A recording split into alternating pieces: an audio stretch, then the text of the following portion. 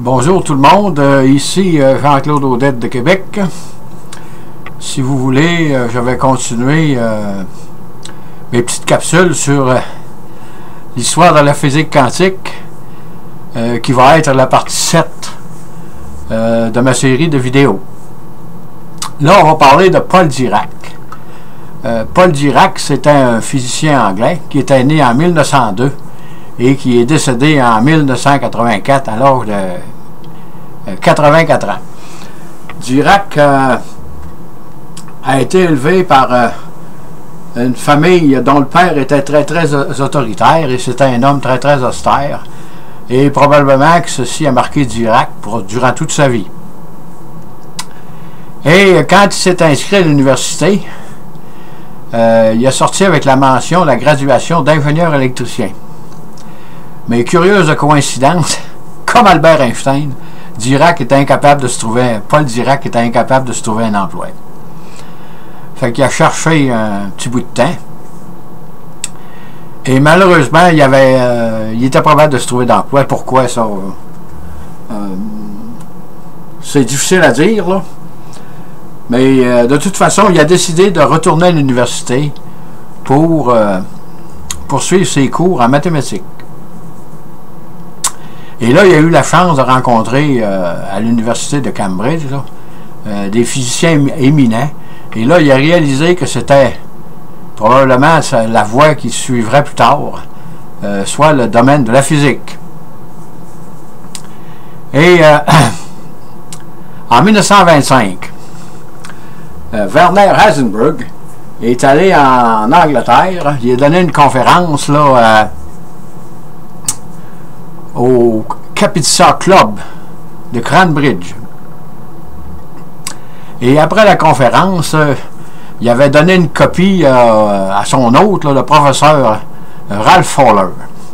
C'est lui qui l'avait invité en Angleterre là, à venir donner une conférence sur son calcul matriciel, là, que c'était pas encore publié, mais ça se parlait d'un milieu scientifique qu'Heisenberg avait possiblement pensé une nouvelle théorie là, sur la physique quantique. Et Heisenberg avait laissé une copie de son manuscrit à Fowler. Et le professeur Fowler avait laissé une petite note à son étudiant Paul Dirac, probablement que, comme tout le monde, Fowler n'avait pas dû comprendre grand-chose dans le calcul matriciel de Heisenberg. Il a donné ça à Dirac, probablement même à cette époque, Dirac était étudiant dans ce temps-là à l'université, puis il préparait son doctorat en physique. Et probablement que le professeur s'était aperçu que Dirac était probablement à part des autres là, au sujet des mathématiques et de la physique. Et il avait donné le rapport de Heisenberg pour voir, avec une petite note qu'il avait marqué dessus, qu'est-ce que tu penses de ça? Et c'est là que Dirac a trouvé sa voie, sa vocation pour l'avenir. Il était convaincu qu'il allait se lancer à fond comme physicien. Et comme on le sait, Heisenberg,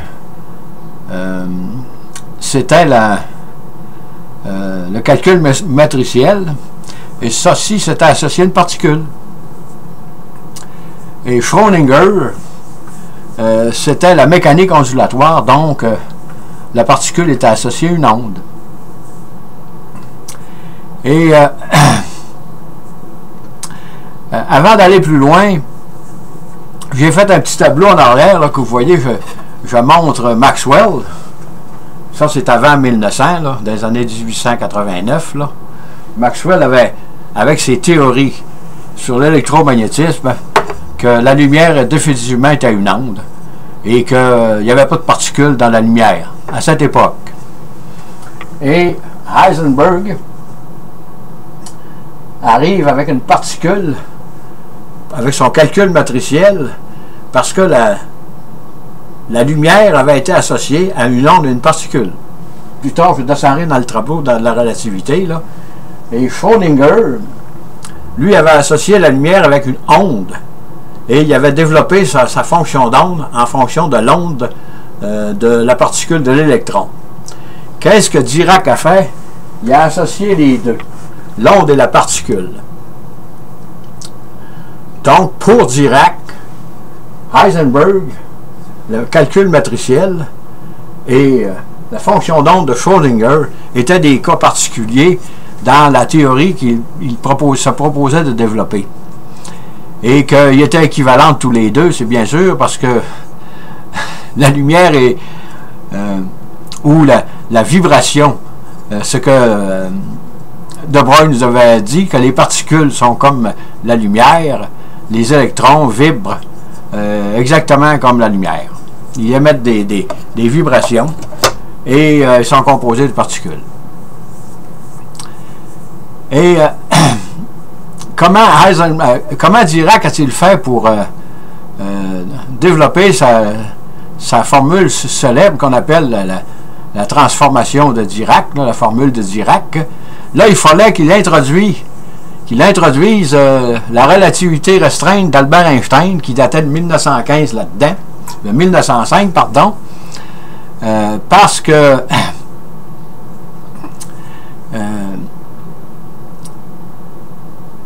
l'électron va beaucoup plus vite que dans le système où l'on est. Et l'électron, il va à peu près 100 fois moins que la vitesse de la lumière. Ça veut dire qu'il circule à 3000 km par seconde. Ça veut dire que c'est vite un peu, là, à comparer à nos vitesses qu'on a, nous autres, là, sur la Terre. Là. Ça veut dire que l'électron, en 8 secondes, fait le tour de la Terre. C'est ça que ça veut dire, là, que s'il tournait autour de la Terre, ça lui prendrait 8 secondes sur le tour. Et quand on pense à nos satellites, qui vont encore 100 fois moins vite, peut-être 30 km/s. Et dans la physique quantique, qu'est-ce que ceci amenait? Dirac avait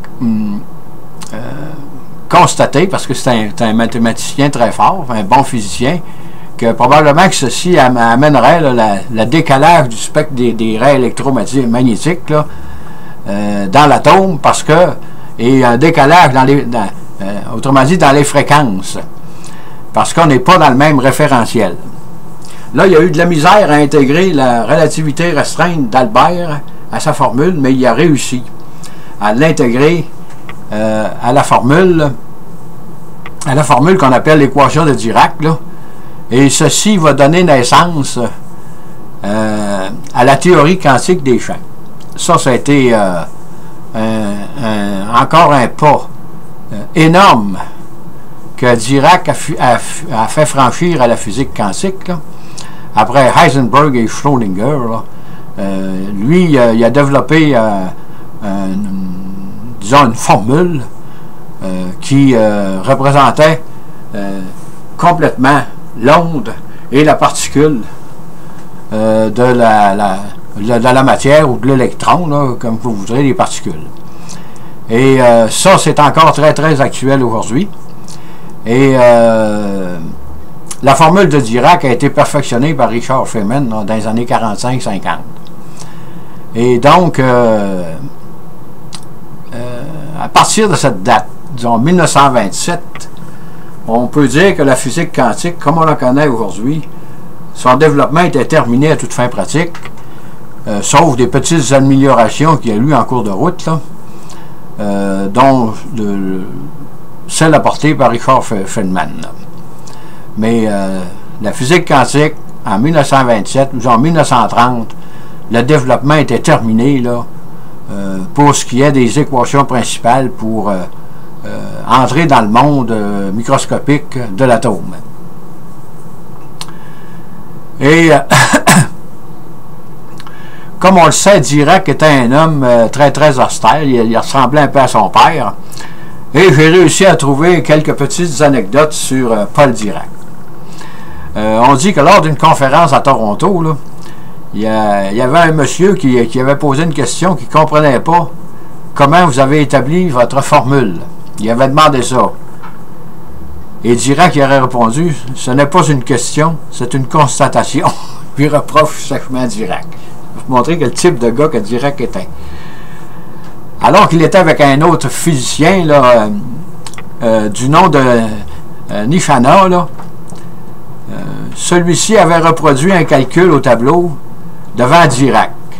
Celui-ci s'exclame, « Oh, je crois que j'ai fait une erreur. » Dirac lui répond sèchement, un nombre impair d'erreurs.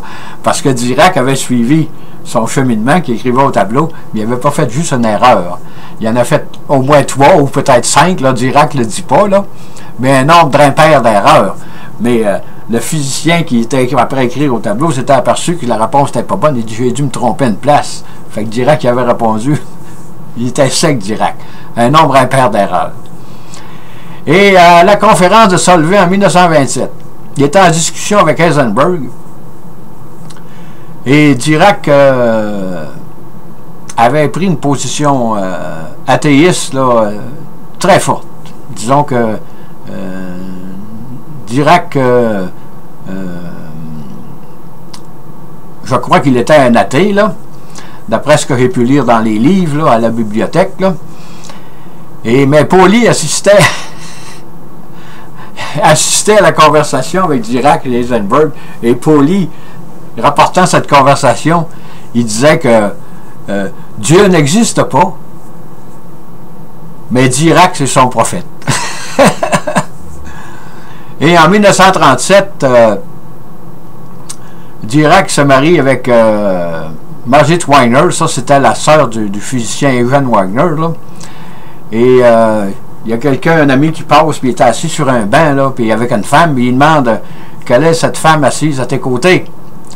Fait que Dirac, il dit, oh, excusez, j'ai oublié de vous faire la représentation, voici la sœur de Wagner. Il n'a pas dit qu'il était marié avec cette femme-là, il a dit c'est la sœur de Wagner. Et en 1995, il y a eu une plaque commémorative à l'abbaye de Westminster qui a été inaugurée en l'honneur avec Stephen Hopkins. Que lui, lors de son discours, il ne parle pas beaucoup, Stephen Hopkins, là, mais c'est un gars très très intelligent. Il peut avec sa chaise roulante et ses appareils dire ce qu'il pense. Il a dit que Paul Dirac fut l'un des plus grands physiciens théoriques anglais depuis Isaac Newton. Ça, c'est Hopkins qui a dit ça. Ça veut donc dire que c'est quelque chose. Et comme on le voit, pour résumer un peu, là, c'est sûr que j'ai toujours dit que la science avance par étapes, marche. Si on résume le schéma que j'ai fait, là, Maxwell disait que la lumière est une onde électromagnétique. Arrive Heisenberg, qui dit que l'onde est une particule, parce que Albert Einstein, en 1905, avait établi avec l'effet photoélectrique que la lumière peut être aussi une particule. Mais dans ce temps-là, on considérait soit la lumière soit comme une onde, soit comme une particule. Et c'est pourquoi il faut appliquer la relativité restreinte d'Albert Einstein dans les équations de Dirac, là, pour arriver à la vraie représentation des raies du spectre électromagnétique et incluant le spin de Pauli. Et Schrödinger était une fonction d'onde. Donc, pour résumer, ces trois-là, ça égale Paul Dirac, que lui, avec sa théorie, c'est l'onde et la particule. Ça veut dire que ces équations sont basées là-dessus. Ça amène à la théorie quantique des champs. C'est le début de la théorie quantique des champs. Et là, la physique quantique, comme je disais, en 1930, à partir de là, le gros avait été trouvé. Et elle continue à se développer suivant ce modèle. Et en terminant, j'aimerais vous dire que je suis... disons que je suis pas mal satisfait de mes capsules vidéo que je fais sur Internet, que je mets là-dessus, là, parce que ils ont un certain intérêt. Et en plus, quand je fais une capsule de même, moi, je ne vais jamais voir d'Internet qu'est-ce qui se fait sur ces sujets-là. Je vais à la Bibliothèque de Québec, je lis toutes sortes de livres Et c'est pour ça que ça me prend beaucoup de temps. Ça fait au-dessus d'un an là, que je travaille ça. C'est la physique quantique, là, pour ne pas être influencé par les autres. Probablement que quand ça va être rentré dans Internet, il y a peut-être des choses qui sont boiteuses là-dedans. Mais comme je le dis, je ne suis pas un physicien spécialiste, là. Mais je comprends un peu le sens de la physique quantique. Et je crois que je transmets assez bien la philosophie qu'il y a derrière les savants qui ont innové la physique quantique, qui nous ont apporté la physique quantique. C'est sûr que je ne peux pas rentrer dans les détails avec les dérivés et toutes ces choses-là. Là. Ça, c'est en dehors de mes possibilités. Mais moi, je fais mes vidéos, j'essaie de faire mes vidéos le mieux possible pour le commun des mortels comme moi, là, pour essayer de donner une petite idée qu'est-ce que c'est que la physique quantique. Sur ce, je vous dis bonne écoute, merci et à la prochaine.